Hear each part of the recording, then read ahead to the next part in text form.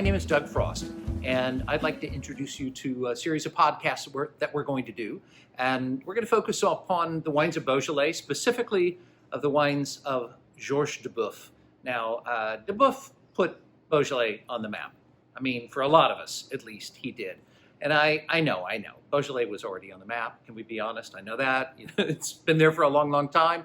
But I think that Georges Duboeuf has a particularly interesting story to tell. And his story and the story of his son, Franck, helps us understand a little bit about where Beaujolais has come from and where it's headed next. So we're going to talk about Beaujolais, I think, with maybe a bit more passion than people are used to. I mean, most people are passionate about Burgundy. Beaujolais is a sub-region of Burgundy. But let's face it, most people don't get passionate about Beaujolais. And I have to admit that once upon a time, maybe I didn't either. But these days, I find myself drawn to the stuff. I like the character of the wines. I like the flavor of the wines. I like the way the wines talk to food. There's a lot of things I like about Beaujolais. So we'll talk about that. But I'll have some master sommeliers and maybe some masters of wine joining me as we talk about all that. And we'll talk about the most important crus, these individual vineyard areas that make, for most of us, the most compelling wines that you find out of Beaujolais. Now, Beaujolais is the Gamay grape. Certainly there's some Chardonnay grown here, but it's the Gamay grape that we're going to focus upon. And you will hear from people sometimes that the Gamay grape dates all the way back to Roman times. And I'm going to go, monoi, as the French would say. I'll believe it when I see it. No. The Gamay grape is actually the progeny of both Pinot Noir, the very famous grape of Burgundy, and Gouais, a grape that most of us haven't really tasted, certainly few of us have heard of. It's still there today, kind of around Central Europe, Eastern France, but it is not a particularly compelling grape, except for the fact that it helped us come up with Gamay at some point, centuries ago. We're not really sure, but Gamay does something very particular on the granite soils of Beaujolais, specifically these crus. So come along with us. We're going to dig deeper. We're going to find differentiation in those soils. And we hope make something that's very compelling for you to watch, and we know something very compelling for you to drink. Beaujolais is a southern extension of the long-famed region of Burgundy, with the Saône River acting as an eastern boundary and marking an ancient route for transport and travel. Burgundy and Beaujolais should have a lot in common, but they're rather different. Burgundy's hills sit above the plain, away from the river, with its ideal vineyards at just the right elevation and facing to the east and southeast.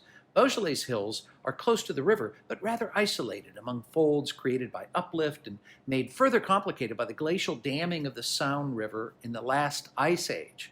Part of Beaujolais is green pastures and escarpments with pine forests, but farther north, our favorite areas are more picturesque and hilly, with carpets of vines. This is the Moulin à Vent vineyard, named for its famous windmill, or Moulin à Vent.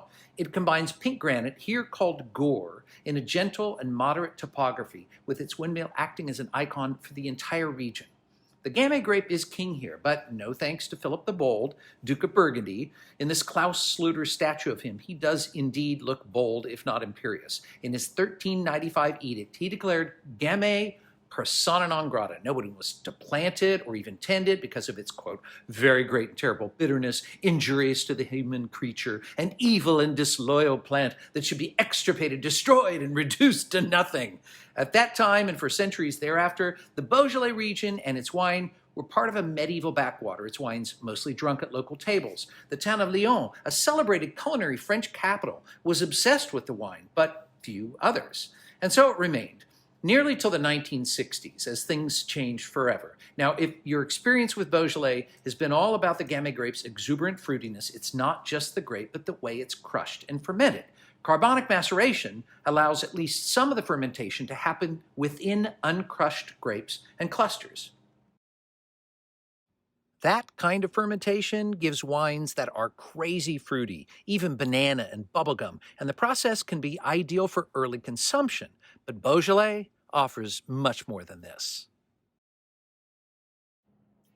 As we go on through subsequent sessions of these videos, we'll be talking to a lot of folks who are pretty passionate about Beaujolais.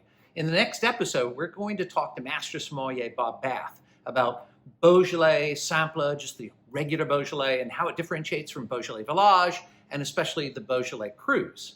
And after that, we're going to talk to Master Sommelier Madeleine Trifon about the process of making Beaujolais. And throughout, we're going to be drinking the stuff, okay? As one should. I mean, I hope the videos are okay, but I think drinking the stuff is a lot better way to learn. As a matter of fact, this wine right here, this is the Georges Duboeuf Fleury from Domaine de Quatre Vents, the Domain of the Four Winds.